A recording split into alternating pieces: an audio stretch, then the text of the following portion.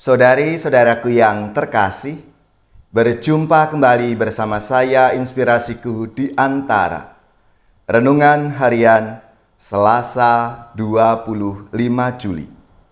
Hari ini kita bersama seluruh gereja Katolik, Pesta Santo Yakobus Rasul.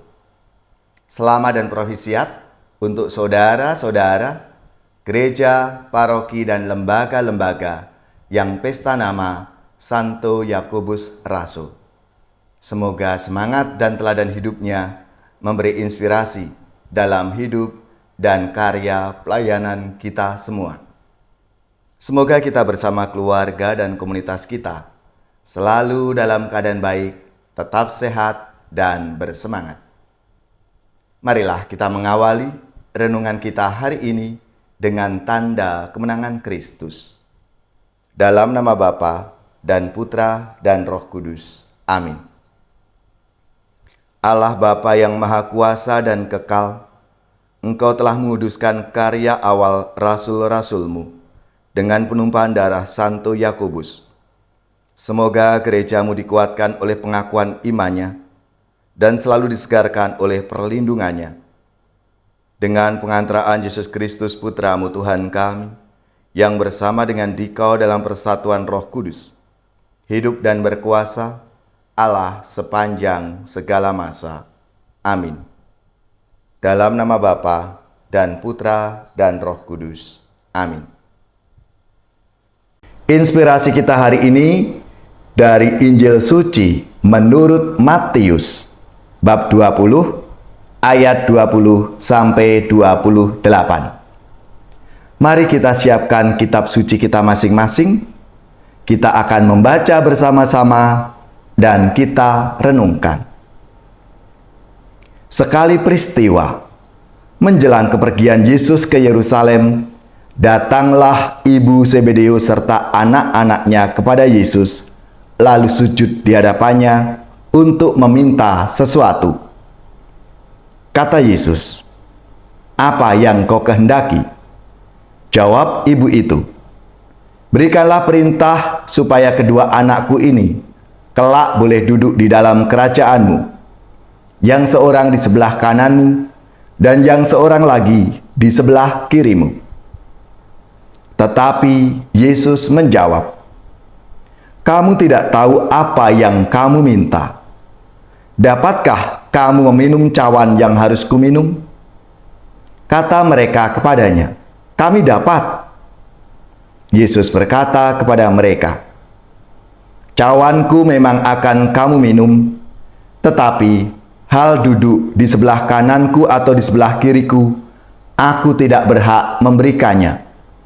Itu akan diberikan kepada orang-orang bagi siapa Bapakku telah menyediakannya." Mendengar itu, marahlah ke-10 murid yang lain kepada kedua bersaudara itu. Tetapi Yesus memanggil mereka lalu berkata, "Kamu tahu bahwa pemerintah bangsa-bangsa memerintah rakyatnya dengan tangan besi, dan pembesar-pembesar menjalankan kuasanya dengan keras atas mereka. Tidaklah demikian di antara kamu.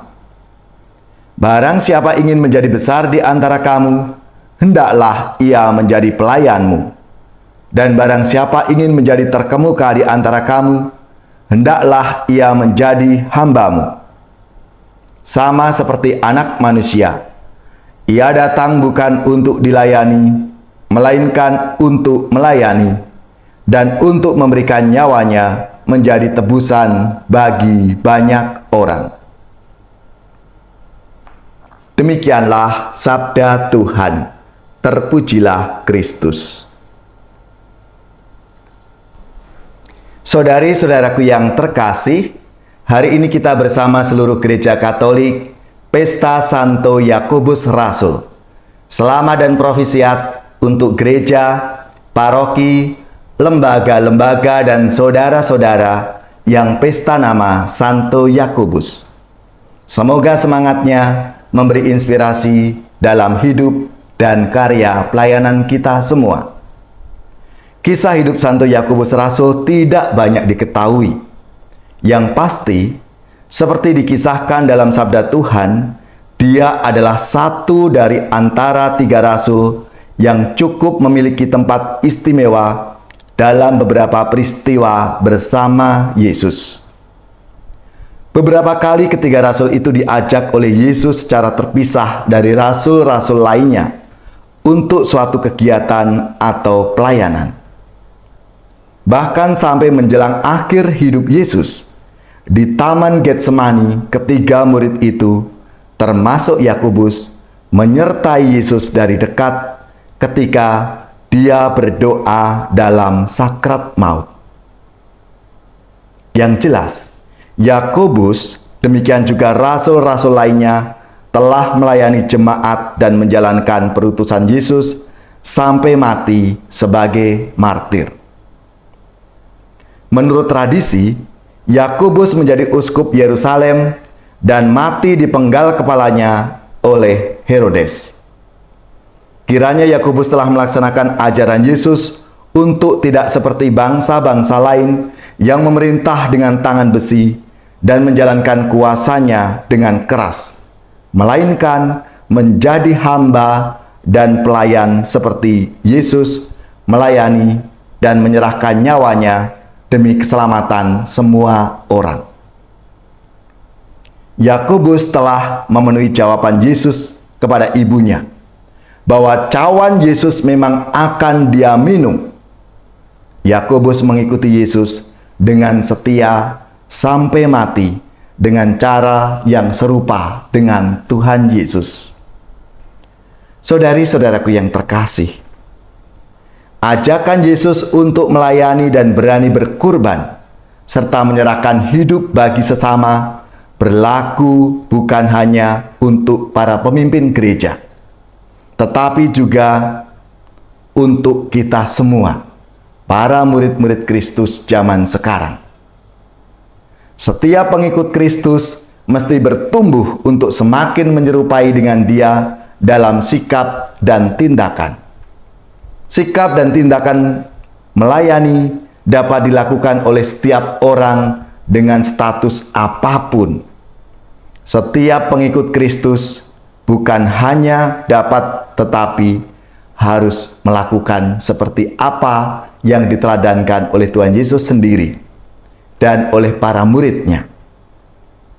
Menjadi pertanyaan bagi kita semua, apakah kita punya sikap pelayanan, menjadi abdi, menjadi hamba dalam mewujudkan hidup kita setiap hari? Alangkah indah dan membahagiakan ketika sikap dan tindakan melayani itu ada di tengah-tengah keluarga kita, ada dalam komunitas kita, tempat di mana kita bekerja, kita sekolah atau kuliah, dan tempat dimanapun kita melayani dalam hidup menggereja dan memasyarakat. Jika sikap melayani itu sudah menjadi bagian dari hidup, akan mewujud dimanapun dan dalam keadaan apapun. Melayani akan menjadi habitus, menjadi kebiasaan dalam hidup kita. Maka, ketika melakukan bukan lagi sebagai kewajiban semata, melainkan timbul dari hati yang terdalam, yang justru tidak bisa ditahan. Berbeda dengan orang yang hanya sebatas tahu tentangnya, tindakan melayani tidak akan muncul secara spontan, tetapi sering terdorong oleh rasa kewajiban dan terkadang karena pengaruh lingkungan sehingga akan banyak pertimbangan. Salah satu pertimbangannya adalah apakah tidak merugikan, bahkan terkadang sambil menghitung untung ruginya. Saudara-saudariku yang terkasih, pelayanan yang tulus tanpa terselip kepentingan tertentu, mengandalkan apa yang telah Tuhan berikan dalam hidup kita.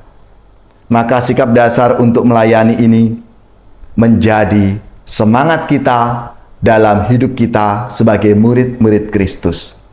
Marilah, saudara-saudaraku yang terkasih, seturut teladan Tuhan Yesus sendiri dan Rasul Yakobus yang hari ini kita rayakan, semoga menjadi penyemangat dalam hidup dan karya pelayanan kita.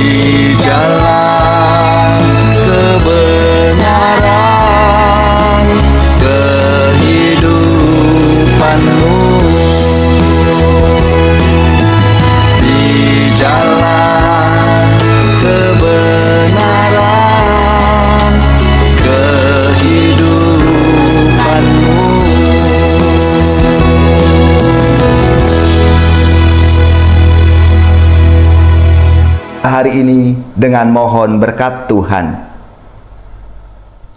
Semoga saudari-saudara sekalian, keluarga-keluarga dan komunitas kita, orang-orang yang kita doakan, mereka yang sakit, yang menderita, seluruh tugas, belajar, pekerjaan, usaha serta karya pelayanan kita dibimbing, dilindungi dan diberkati oleh Allah yang Maha Kuasa, Bapa dan Putra dan Roh Kudus.